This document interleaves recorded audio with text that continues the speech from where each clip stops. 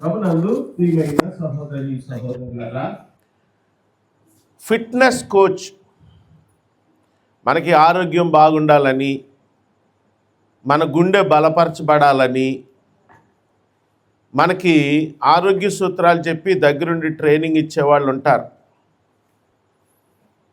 ఆ జిమ్లో ఎక్సర్సైజ్ చేసేటప్పుడు కానీ, జాగింగ్ చేసేటప్పుడు కానీ, పరిగెత్తేటప్పుడు కానీ మీరు నొప్పులు వస్తున్నాయని ఆగిపోయారు అనుకోండి, ఆ ఫిట్నెస్ కోచ్ ఏమంటాడంటే, ఈ నొప్పి వచ్చే వరకు చేయడం వల్ల నీలో పవర్ పెరుగుతుంది, కమాన్ లెగో నడు పరిగెట్టు అని చెప్తా ఉంటాడు.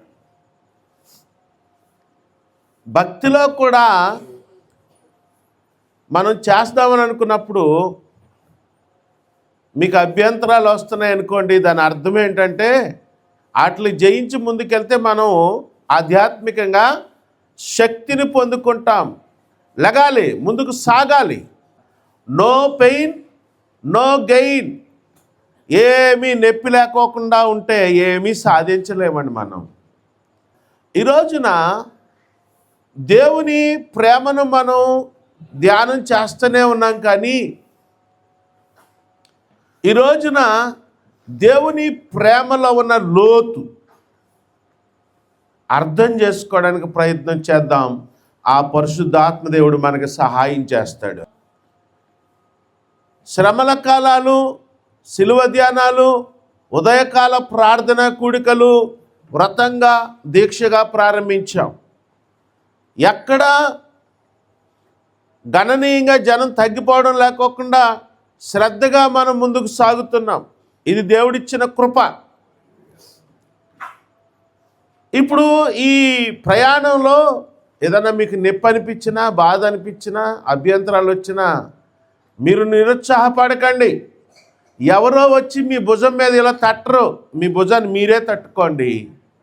మన కోసం మనం భక్తి చేద్దాం, మన కోసం మన కుటుంబం కోసం శ్రద్ధగా వ్రతం చేద్దాం, దీక్ష చేద్దాం, దేవునికి ఇష్టమైన వారిగా తయారవుదాం. మత్తయి సువార్త 17వ అధ్యాయము 1, 2, 3 వచనాలు చదువుకుందాం. 6 దినములైన తరువాత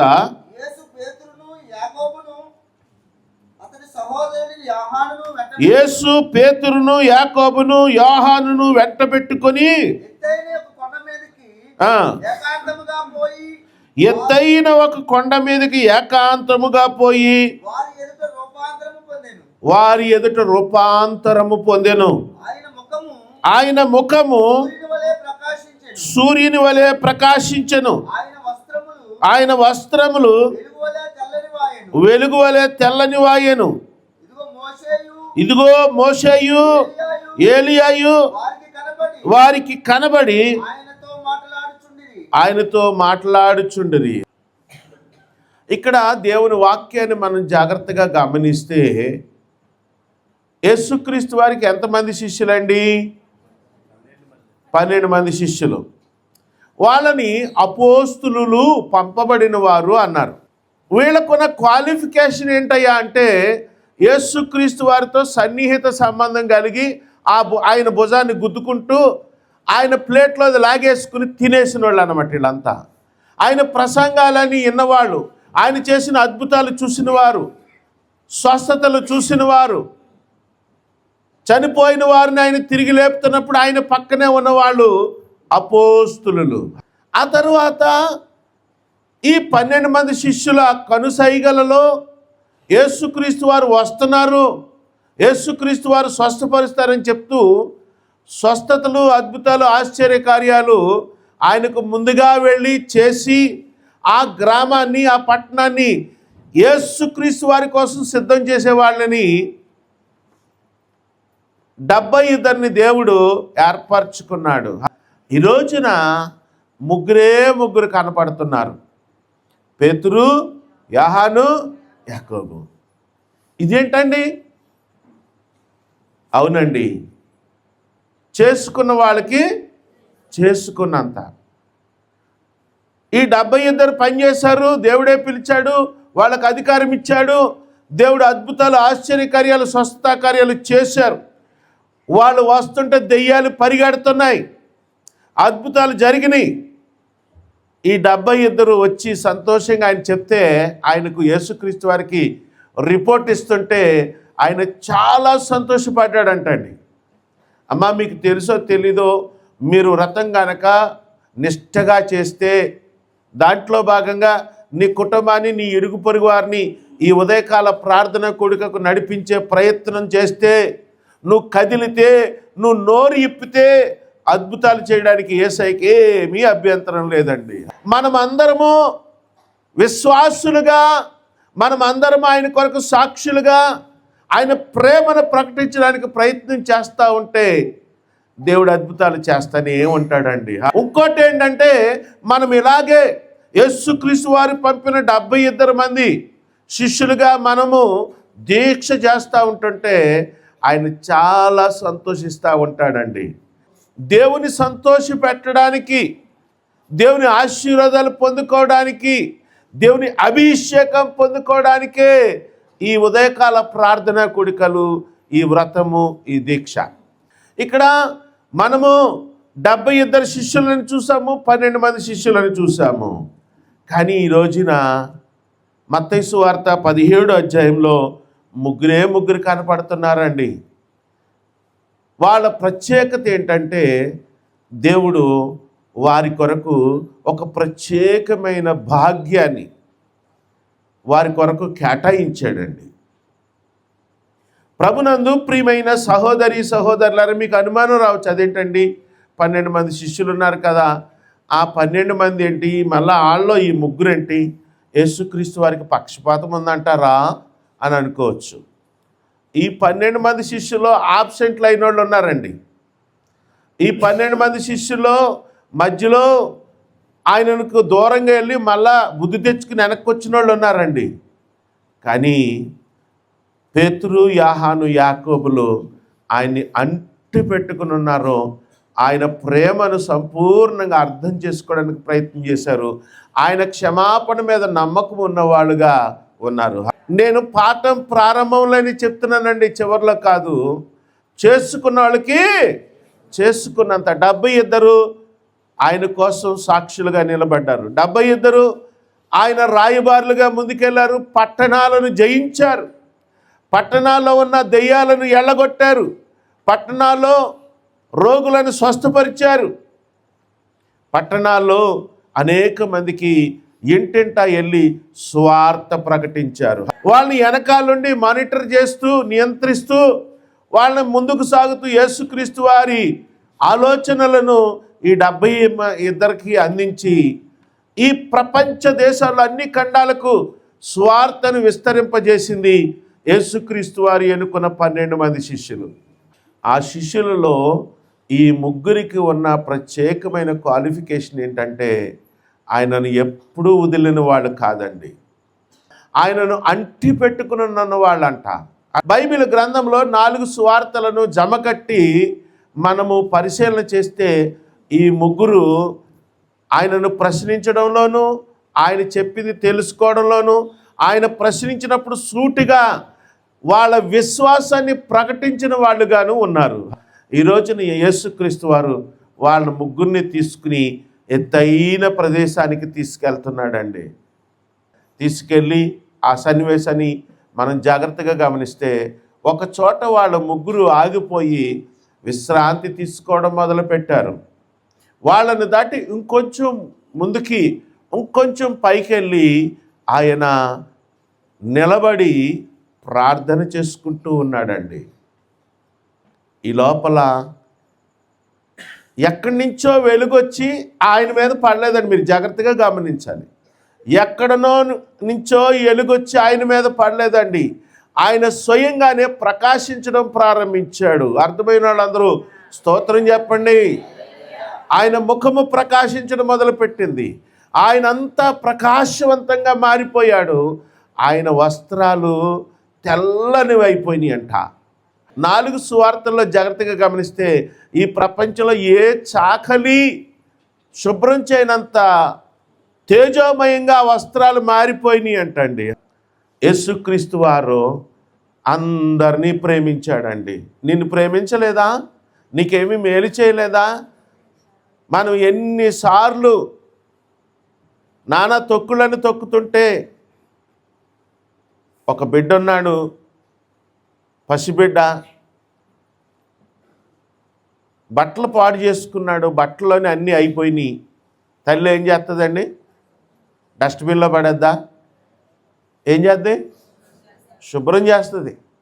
శుభ్రం అయిన తర్వాత ముద్దు పెట్టుకుంటుంది. దేవుడు కూడా మనం ఎన్ని చేసినా క్షమిస్తూ శుభ్రం చేస్తూ తన ప్రేమను మన ఎడల వ్యక్తం చేస్తూనే ఉన్నాడు. ఈ పేతురు, యోహాను, యాకోబులు ఆయనను అంటి పెట్టుకుని ఉన్నారు. ఆయన రొమ్మును ఆనుకుని ఉన్నారు. ఆయన కోసం కత్తి దూశాడు పేతురు. ఆయన కోసం తన శరీరాన్ని అర్పించేశారు. మొదటి హతసాక్షి ఈ ప్రపంచ క్రైస్తవ చరిత్రలో అపోస్తుల కాలంలో యాకోబే. పరలోకాన్ని ఈ కళ్ళతో చూసి ప్రకటనా గ్రంథం రాసింది యోహాను, యేసుక్రీస్తు వారి శిష్యుడైన యోహాను. దేవుడు ఎన్నుకోవడానంటే ఊరకనే ఎన్నుకోడండి. దేవుడు ప్రత్యేకించుకున్నాడంటే ఊరకనే చేయడండి. తణుకు పరిసర ప్రాంతాల్లో ఉన్న ఇంచుమించుగా ఒక 25 మంది దైవజనులు అందరం మేము కలిసి చిన్న మంద ప్రార్థన అని పెట్టుకుంటాం. ప్రతి మంగళవారం 1 గంట సేపు మాత్రమే. ప్రతి పాస్టర్ గారు 3 నిమిషాలు ప్రార్థన చేస్తారు.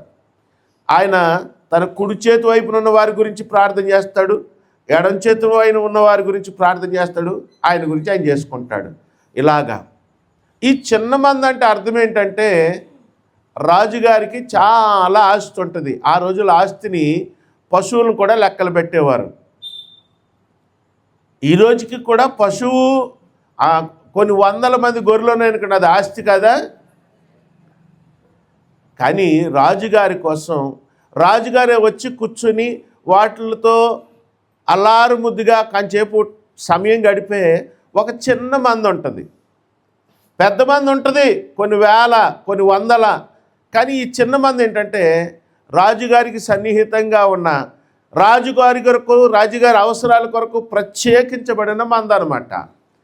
యేసయ్యను నువ్వు ఏ స్థాయిలో భక్తి చేస్తున్నావో ఆ స్థాయిలో నిన్ను గుర్తించడానికి, నిన్ను ఎన్నుకోవడానికి, నిన్ను ప్రత్యేకించుకోవడానికి, నిన్ను ఆశీర్వదించడానికి, నీకు పరలోకపు మహదైశ్వర్యాన్ని చూపించడానికి ఆయన సిద్ధంగానే ఉన్నాడండి. ఇంతకీ మనం ఎంత చేస్తున్నామనేదే ఇక్కడ ప్రాధాన్యత. ఓ తల్లి సీరియస్గా స్పూన్ అట్టుకుని బీచ్లోకి వెళ్ళిందంట. ఎన్ని నీళ్ళు తెచ్చుకుంటే చెప్పండి? ఇంకో తల్లి బింది, ఇంకో తల్లి ఒక 20 మంది చెలికత్తుల్ని, బిందుల్ని, ఆటల్ని పట్టుకుని వెళ్ళిందంట. ఎన్ని నీళ్ళు తెచ్చుకుంటుందండి? బాగా తెలివైన తల్లి ఉందంట. ఆ తల్లి సంచి నిండా ఏటీఎం కార్డులు, 200 మంది జనము, పంపింగ్ సిస్టమ్, పైప్ లైను, సూపర్వైజర్లు పట్టుకుని వెళ్తుందంట సముద్రంలోకి. సముద్రం ఆయన చిక్కిపోద్దంటారా? దేవుడి దగ్గర నువ్వు ఎంత భక్తి చేస్తే అంత పొందుకుంటావు.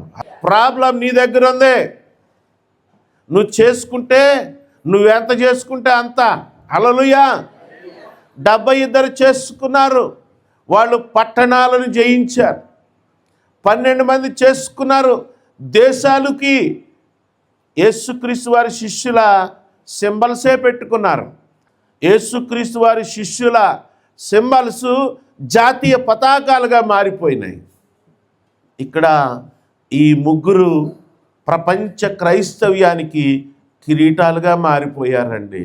వీళ్ళు చేసుకున్న భాగ్యం ఏంటంటే, పరలోకములో తండ్రి అయిన యెహోవా దేవుని కుడిపార్శ్వాన దేవుడు ఎలాగుంటాడో, ఏ మహిమతో ఉంటాడో ఆ మహిమను చూసే భాగ్యం ఈ ముగ్గురికే దొరికింది. పేతురు, యోహాను, యాకోబు. దేవుని మహిమను చూడాలంటే సామాన్యమైన భక్తి చేస్తే కుదరదండి. ఈ రోజున దేవుడు నిన్ను దృష్టిస్తున్నాడు. ఈ రోజున దేవుడు నిన్ను ప్రత్యేకించుకున్నాడు. ఈ రోజున దేవుడు నీ వైపు చూస్తున్నాడు. నువ్వేం భక్తి చేస్తున్నావు, ఎలా చేస్తున్నావు అనేది. నువ్వు చేసిన దానిని బట్టి తన ప్రసన్నత నీ మీద కుమ్మరిస్తాడు. నువ్వు చేసిన భక్తిని బట్టి నీకు ఆత్మీయ వరాలను, ఆత్మ ఫలాలను ఇస్తాడు దేవుడు.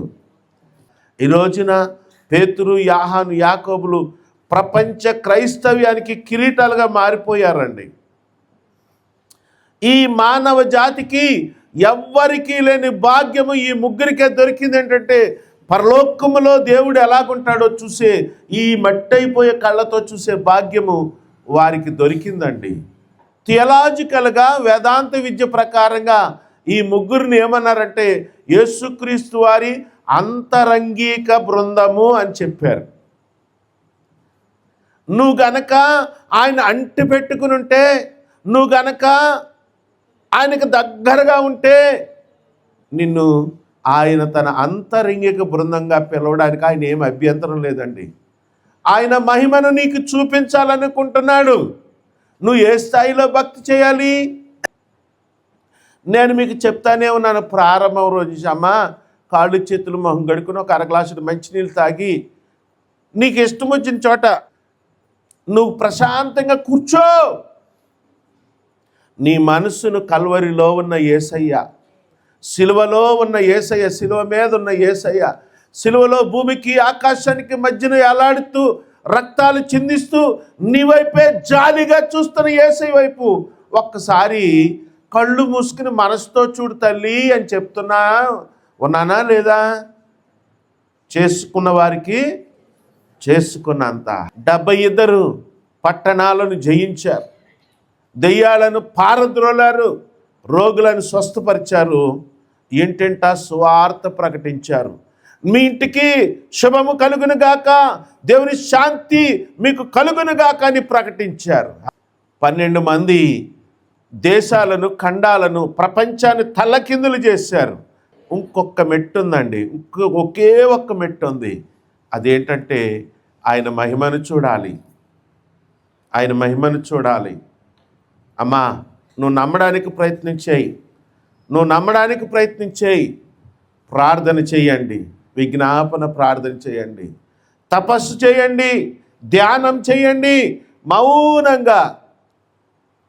మౌనంగా గ్యాస్ ఆపనో లేదో, ఫ్రిడ్జ్లో పచ్చడి బూజొచ్చిందేమో, ఇవన్నీ పక్కనాడండి ఉంటాయిలే. పావు గంటలో ఏమైనా మారిపోద్ది అంటారా? ఏమో చెప్పండి. ఏదో మనసు ఇలాంటిది. అట్లన్నిటిని అవతల పడేసి ప్రతిరోజు ధ్యానంలో ఒక 15 నిమిషాలుండి మీ మనసును సిలువలో భూమికి ఆకాశానికి మధ్యన వేలాడుతున్న రక్తాలు చిందిస్తూ నీ వైపు చూస్తున్న యేసయ్య దగ్గరికి తీసుకెళ్ళండి. నీ జీవితం ధన్యమైపోద్ది. ఇది వ్రతంగా చేయండి, దీక్షగా చేయండి, పట్టుదలగా చేయండి. అమ్మా నేను వాగ్దానం చేస్తున్నాను, బైబిల్ ప్రకారంగా నేను వాగ్దానం చేస్తున్నాను. ఆయన మహిమ దేవుడు నీకు కనపరుస్తాడు. దేవుడు ఎన్నుకోవడానికి ఇంతలావు అంతలావు, అంత పొడుగు ఇంత పొడుగు ఏం కాదండి. చదువు కాదు కావాల్సింది, డబ్బు కాదు కావాల్సింది. దేవుడికి అందరూ కావాలి. చదువు ఉంటేనే తీసుకున్నాడా దేవుడు సేవలోకి? డబ్బులుంటే తీసుకున్నాడా దేవుడు సేవలోకి? దేవుడు ఈ రోజున నిన్ను కావాలని కోరుకుంటున్నాడు. నువ్వు భక్తి చేస్తే చూద్దామని కోరుకుంటున్నాడు. నువ్వు పట్టుదలగా నీ కుటుంబం కొరకు నువ్వు గోజాడు అడుగుతుంటే నీ కుటుంబంలో కార్యాలు చేయాలని ఆయన చూస్తున్నాడు. నువ్వు ఇరుగు పొరుగు వాళ్ళు, కష్టాల్లో ఉన్న వాళ్ళ గురించి, అనారోగ్యంతో ఉన్న వాళ్ళ గురించి నువ్వు ఒక వ్రతంగా కంకణం కట్టుకుని, కంకణం అంటే ఏంటండి? ఒక మామిడాకుని తీసుకుని ఇలాగ బీడీ మడతెట్టి పసుపు రాసిన దారం కట్టి ఇక్కడ కట్టుకుని ఆ రోజు నుంచి వ్రతం చేస్తారు వాళ్ళు. ఆ రోజు నుంచి తినకూడదు అని తినరు. ఆ రోజు నుంచి తెల్లవారుజామున లేచి తలార స్నానం చేసి వాళ్ళు వ్రతం చేయడం ప్రారంభిస్తారు. మనం కంకణం కట్టుకోకూడదా? కంకణం అంటే ఏం లేదండి, గట్టి నిర్ణయం. అమ్మా మన ప్రయాణం మొదటి వారం దాటింది. ఎక్కడ ఎక్కడ మనం వెనకబడిపోతామో అని దేవుడు మాట్లాడుతున్నాడు. మనం మరలా చెప్తున్నాను, యెరూషలేము పట్టణానికి చాలా దగ్గరగా ఉన్నాం. ఆయన చివరి గంటలు మనం ధ్యానం చేయబోతున్నాం. కానీ సిద్ధపడకపోతే, కంకణం కట్టుకోకపోతే, గట్టి నిర్ణయం తీసుకోకపోతే, వ్రతంగా దీక్షగా మనము స్పీడ్ అందించకపోతే మనం వెనకబడిపోతామండి. దేవుని వాక్యాన్ని బట్టి చెప్తున్నాను, దేవునికి ఇష్టమైంది ఏంటో తెలుసా? మనమందరం ఇలాగొచ్చి ఇక్కడ కూడుకోవడమే దేవునికి ఇష్టమైంది. మనమందరము తెల్లవారుజామున ఇలా కూడుకొని దేవుని వాక్యాన్ని విని, ప్రభువా మా ప్రాంతాన్ని కాపాడు నాయనా, మా ప్రాంతంలో యువకులు పాడైపోతున్నారు, మా వీధుల గుండగా డ్రగ్స్, గంజాయి, తాగుబోతనం, వ్యభిచారము ప్రవహిస్తుంది నాయనా, శాపగ్రస్తమైన మా వీధిలోకి నడుస్తూనే ఉన్నాయి, ప్రభువా మా ప్రాంతాన్ని కాపాడువా అని అడిగితే దేవుడు అద్భుతాలు చేయడానికి సిద్ధంగా ఉన్నాడు. తణుకు పట్టణంలో సబ్ ఇన్స్పెక్టర్గా పనిచేసిన ఆయన ఒక రోజైన 15 మంది కుర్రాళ్ళని మోకాళ్ళు వేయించి చొక్కాలు తీయించేసి పలకలో వాళ్ళ మీద ఉన్న నేరాలు రాసి ఫోటోగ్రాఫర్ని రప్పించి ఫోటో తీసి రౌడీ షీట్లు పెట్టడానికి సిద్ధంగా ఉన్నాడు. ఆ ఎస్ఐ గారికి నాకు మంచి స్నేహం ఉంది. ఆయన అడిషనల్ ఎస్పీగా రిటైర్డ్ అయ్యాడు. ఆయన రాజమండ్రిలో ఉంటున్నాడు. ఎప్పటికీ నాకు స్నేహితుడే, నాకు అప్పుడప్పుడు ఫోన్ చేస్తూ ఉంటాడు ఆయన. నేను వెళ్ళాను, సార్ వీళ్ళు రౌడీ షీట్లను చేసేసి ఫోటోలు వేసి ఫోటోలు పోలీస్ స్టేషన్లో పెడితే ఏముంటుంది సార్, ఏమొస్తుంది మీకు, నాకు ఒక అవకాశం ఇవ్వండి, వీళ్ళందరూ ఈ తణుకు పట్టణానికి ఆశీర్వాదకరంగా నేను మారుస్తాను సార్ అన్నాడు. నిజమా అన్నాడు. ఎలా చేస్తావు అని అన్నాడు. నేను చెప్తాను సార్, మీకు ఎందుకు, ఈ రౌడీ షీట్లు తీసేయండి, పలకలు తీసేయండి, సొక్కలు వేసుకోమానండి, నాకు అవకాశం ఇవ్వండి, నేను గనక ఫెయిల్ అయితే మీరు ఏ శిక్ష వేసినా నేను భరించడానికి సిద్ధంగా ఉన్నాను, నేను హామీ సార్ అని అన్నాను. ఓకే జగజీవన్, నువ్వంటే నాకు నమ్మకం ఉంది, సరిచేయి, ఏం చేస్తావు అన్నాడు. వాళ్ళందరినీ బైబిల్ ట్రైనింగ్కి పంపించానండి. వాళ్ళందరూ ఇప్పుడు ప్రపంచ నలుమూలలా, కొండలలో, లోయల్లో, మంచు పర్వతాలలో, అనేకమైన ప్రాంతాలు, అనేకమైన దేశాల్లో దేవుని స్వార్థ ప్రకటిస్తున్నారు. నిన్న ఇద్దరిని కలిశాను నేను. ఎరా ఏం చేస్తున్నావురా, ఎలా చేస్తున్నావురా అంటే, నేను జర్మనీలో క్రూసేడ్ పెడుతున్నాను మావయ్య అంటున్నాడు. ఎక్కడ పెడుతున్నాడండి క్రూసేడు? జర్మనీలో పెడుతున్నాడంట. నేనేం చెప్పడానికి ప్రయత్నం చేస్తున్నానంటే, మనము వ్రతం చేస్తే ఆయన ఏ స్థాయికి తీసుకెళ్తాడో నీకు తెలియదమ్మా. మనం రాజకీయంగా బాగా ఉన్న వాళ్ళతో సన్నిహితంగా నమ్మకంగా ఉంటే, బాగా డబ్బులున్న వాళ్ళతో సన్నిహితంగా నమ్మకంగా ఉంటే, వాళ్ళు మనల్ని బినామీలుగా పెట్టుకుంటారు. వాళ్ళ ఆస్తులు మన పేరు మీద, మనం నమ్మకం కదా, మన పేరు మీద పెట్టుకుంటారు. వాళ్ళతో పాటు చిన్న చిత్తగా చిన్న అవకాశాలు, బాగుపడే అవకాశాలు మనకు కూడా ఇస్తారు. నువ్వు దేవునికి నమ్మకంగా ఉంటే, దీక్ష నమ్మకంగా చేస్తే బినామీలు కాదండి, బినామీలు కాదండి. ఆయనే తన వెలుగును నీకు చూపిస్తాడు, తన మహిమను చూపిస్తాడు. నిన్ను ఎక్కడికి తీసుకెళ్తాడో, ఎంత ఉన్నతమైన పరిస్థితి తీసుకెళ్తాడో నువ్వు ఊహించలేవు. మా నాన్నగారి దగ్గరికి లెటర్లు టైప్ చేయడానికి చదలవాడి వారి అమ్మాయి మండపాక నుంచి ఒక అమ్మాయి వచ్చేది. ఒక రోజున అన్నాడు, ఏమే నీకు తెల్లవాడిని పెళ్లి చేస్తాను, చేసుకుంటావా అన్నాడు. ఇక్కడే నాకు చుట్టరకాలు కుదరట్లేదు, తెల్లవాడు ఎక్కడ వస్తాడు మాయా అంది. నేను చేస్తానే, నీకు వెళ్తావా అన్నాడు. ఎందుకు చేసుకొని మాయా అని.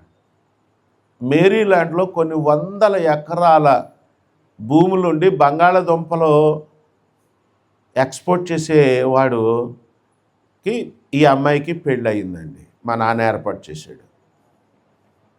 కొన్ని సంవత్సరాల తర్వాత మా నాన్న అమెరికా వెళ్తే, మేరీలాండ్లో ఉన్న ఈ చెదలవాడు వాళ్ళు, మల్లెపూడి వాళ్ళు, వీళ్ళందరూ కలిసి మా నాన్నని ఒక 15 రోజులు అట్టే పెట్టేసుకున్నారు వాళ్ళ దగ్గర.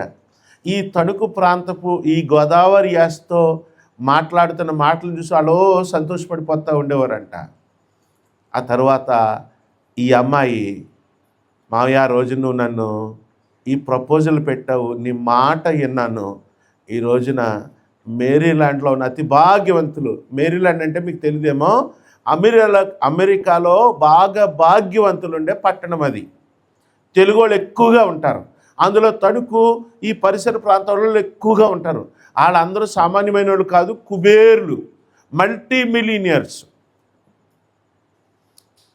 నేనేం చెప్తున్నానంటే, దేవుని మాట వింటే, దేవునికి దగ్గరగా ఉంటే, దేవుడు అవకాశాలు కాదండి నీకు ఇచ్చేది, నిన్ను ఉన్నతమైన పరిస్థితుల్లోకి ఆయన తీసుకెళ్ళి అక్కడ తన మహిమని చూపిస్తాడు. హల్లెలూయా. అమ్మా నీకు అర్థమవట్లేదేమో, తన అంతరంగిక బృందంగా నిన్ను ఉండమని నీకు పిలుస్తున్నాడు ఆయన.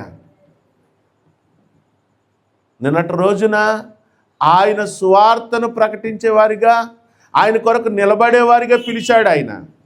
ఈ రోజున దేవుడికే నువ్వు పర్సనల్ ఇన్నర్ సర్కిల్లోకి వెళ్ళిపోవాలని, ఆయనతో దగ్గరగా ఉండాలని, ఆయన ఇచ్చే కిరీటం నువ్వు పొందుకోవాలని దేవుడు కోరుకుంటున్నాడు.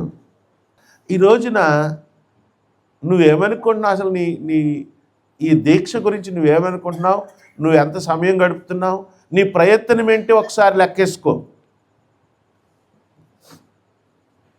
అమ్మా చాలా చేదైన విషయం నేను ఒకటి చెప్పబోతున్నాను. మనము మన కుటుంబంలో ఒక భార్యగా, భర్తగా, పిల్లలుగా మనము ఏ రకమైన ప్రేమను వ్యక్తం చేసామో అదే తిరిగి పొందుకుంటాం. భర్తకు చూపించాల్సిన ప్రేమ చూపించకుండా, వడ్డించాల్సినప్పుడు వడ్డించకుండా, నువ్వు వేసుకో నువ్వు వడ్డించుకో అన్నట్టుగా ఉండి, చివరికి రిటైర్మెంట్ వచ్చిన తర్వాత, ఇప్పుడు భర్తలు భార్యలు అనారోగ్యంతో ఉన్నప్పుడు, వాళ్ళకి లక్షలాది రూపాయలతో ట్రీట్మెంట్ చేయాలన్నప్పుడు చూడనట్టు, అర్థం కానట్టు యాక్ట్ చేస్తూ ఉంటారు పురుషులు. దీని మీద నేను కొత్త సర్వే చేశాను.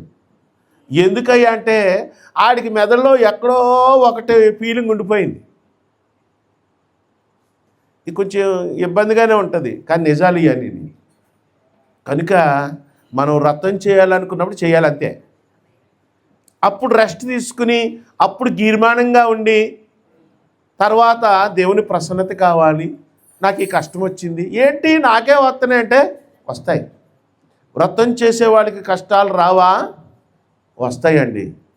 నేను తేడా ఏం చెప్తున్నానో జాగ్రత్తగా వినండి. నాకు కష్టాలు రాలేదా? వచ్చినాయి. కానీ దాన్ని చాలా సునాయాసంగా జయించి నవ్వుకుంటా నడిచేలాగా దేవుడు నన్ను పెట్టాడు. ఎందుకంటే నేను దేవుని దగ్గర ఒప్పందం చేసుకున్నాను కాబట్టి. హల్లెలూయా. అమ్మా మీకు అర్థం అవ్వట్లేదేమో, నువ్వు ఈ 10 రోజుల్లో నువ్వు వ్రతం ఏం చేసావు, ఎలా చేసావు లెక్కలు అడుగుతున్నాడు దేవుడు. మనలో ఇంకా ఎవరైనా వ్రతాన్ని నిర్లక్ష్యం చేస్తే, ఈరోజు మీ జీవితాలని దేవునికి పునరంకితం చేసి, ప్రభువా ఈ 10 రోజులు అయిపోతే అయ్యింది, కానీ నేను ఈ రోజు నుంచి నీకు సన్నిహితంగా నిన్ను అంటి పెట్టుకుని ఉంటాను, నీ వైపే ధ్యాస పెట్టుకుని ఉంటాను అని చెప్తున్నాడు. దేవుడు పిలుస్తున్నాడండి. హల్లెలూయా. హల్లెలూయా. దేవుడు పిలిచిన పిలుపుకు లోబడ్డావా? నేను ఈ రోజుని గ్యారంటీ ఇస్తున్నాను. అమ్మా నేను నా గురించి నేను చెప్పుకోవడం కాదు, దైవ ప్రేరణతో ఒక మాట అన్నానంటే అది జరిగే తీరింది. నా జీవితంలో దేవుడు తను ప్రేరేపించి నా చేత అనిపించిన తర్వాత అది ఫెయిల్ అవడం ఈ రోజు వరకు నేను చూడలేదండి. దైవ ప్రేరణతో చెప్తున్నాను. మనకు పట్టిన తుప్పు వదిలించుకోవడానికి ఈ రోజున డెడ్ లైన్. దేవుని మహిమను చూసే యోగ్యత సంపాదించుకోవడానికి ఈరోజు ప్రారంభం. ఆయన సన్నిహిత బృందంగా, అంతరంగిక బృందముగా, ఈ లోకంలో ఉన్నవాళ్ళు సన్నిహితంగా ఉంటే వాళ్ళకి బినామీలుగా పెట్టుకుంటారేమో, కానీ దేవుడైతే తన ప్రతినిధులుగా నిన్నే ప్రకటిస్తాడు. హల్లెలూయా. హల్లెలూయా. ప్రభునందు ప్రియమైన సహోదరి సహోదరులారా, ప్రపంచ నలుమూలల నుంచి అనేక దేశాల నుంచి నా దగ్గరికి వచ్చి దేవుడు నాకు ఇచ్చిన వాగ్దానాన్ని మరలా వాళ్ళు కన్ఫర్మ్ చేసి వెళ్ళారండి. లేకపోతే దేవునికి నాకు ఒప్పందం లేకపోతే, ఆ కన్ఫర్మేషన్ నా గుండెల్లో బదిలీ చేసుకోకపోతే నేను ఈ రోజున ఇలా నిలబడి ఉండేవాడిని కాదు. నేను ఈ రోజున దేవుని కొరకు నిలబడ్డానంటే దేవునికి నాకున్న ఒప్పందం, దేవుడు నా ఎడలో చూపించిన అధికమైన కృప. నిన్న పాస్టర్ల సమావేశంలో నేను ఒక మాట చెప్పాను. అందరూ అవును ఎస్ ఎస్ అన్నారు అందరూ.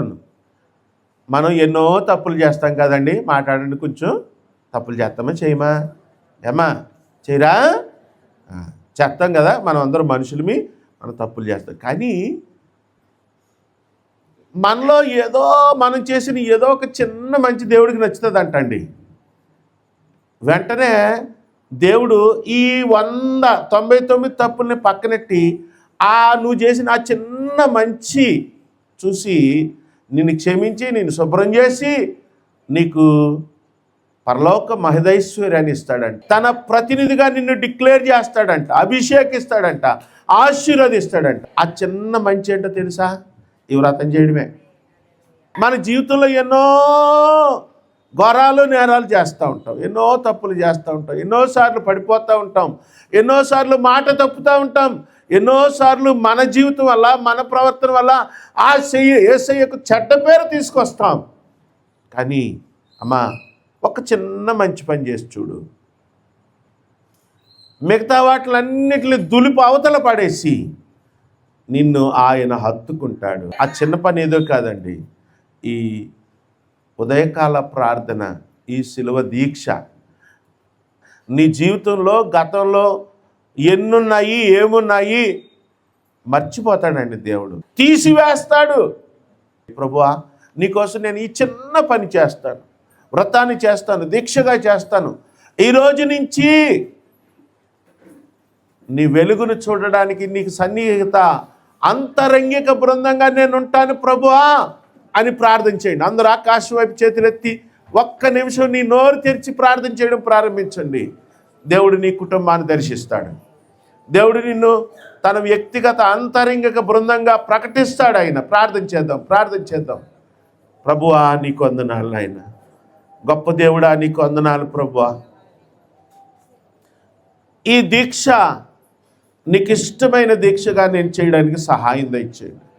పరిశుద్ధాత్మదేవుడా, ఈ రోజున ఆకాశానికి చేతులెత్తి ప్రభువా నాకు సహాయం చేయి, నీకు సన్నిహితంగా ఉండాలనుంది, నీ అంతరంగిక బృందంగా ఉండాలనుంది. ఈ రోజు నుంచి నేను వ్రతం నిష్టగా చేస్తాను, కంకణం కట్టుకుంటాను, పట్టుదల కలుగుంటాను, ఇక నేను వెనకంజ వెయ్యను అని ఎవరైతే నిర్ణయం తీసుకున్నారో వారిని అభిషేకించండి, ఆశీర్వదించండి, దీవించుమని యేసు నామమున ప్రార్థిస్తున్నాను తండ్రి. ఆమేన్.